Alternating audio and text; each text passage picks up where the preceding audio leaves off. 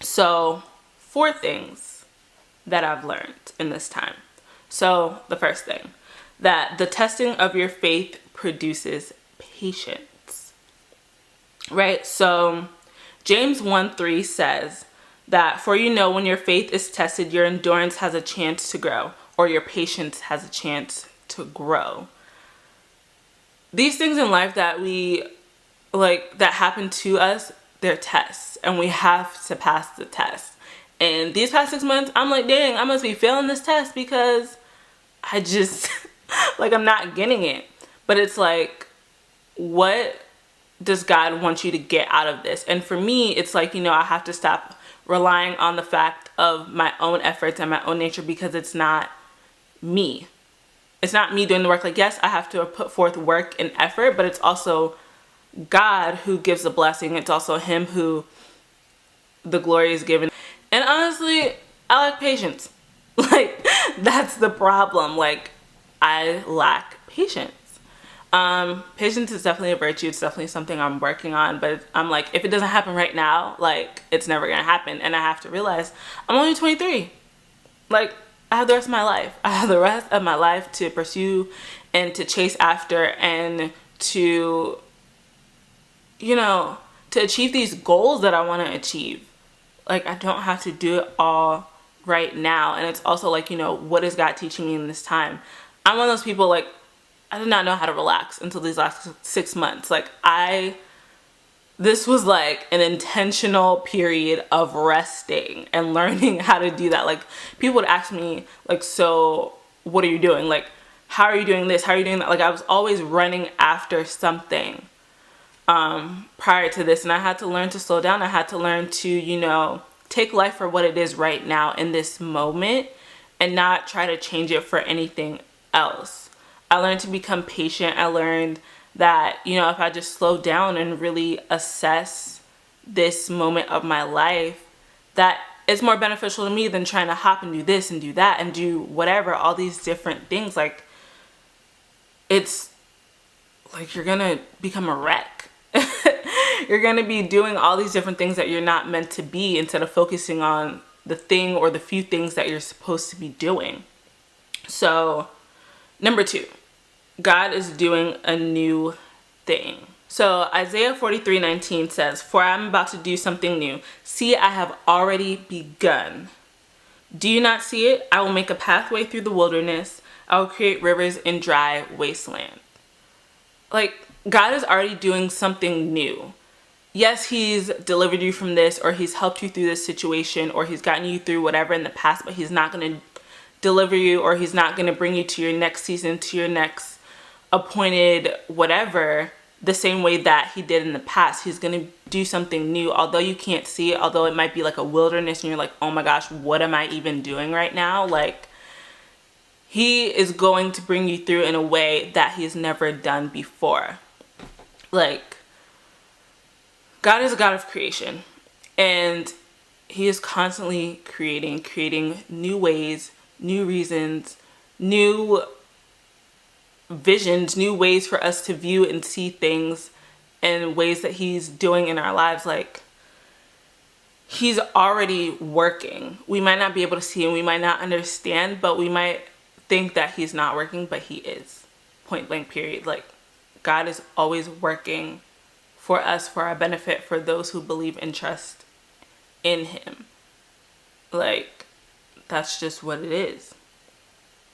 Third thing, one of my favorite Bible verses, Proverbs 3:5-6. Trust in the Lord with all your heart and lean not on your own understanding. In all ways acknowledge Him, and He will direct your paths.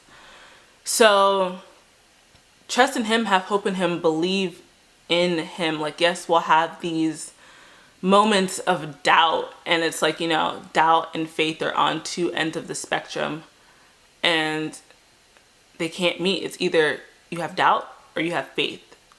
And yeah, sometimes we might, teeter-totter between both of them, but it's trust in the Lord with all your heart. His ways are higher than our ways. His thoughts are higher than our thoughts. And we just can't see or comprehend or understand what He's doing in our lives. Like I said before, He's working. He's always working. And when we trust in Him in all ways, always. He's gonna do exceedingly abundantly above all that we could ever ask or imagine in our lives if we just trust in him, if we just have patience and wait for his appointed time to do what he needs to do in our lives. Like, we don't think like him.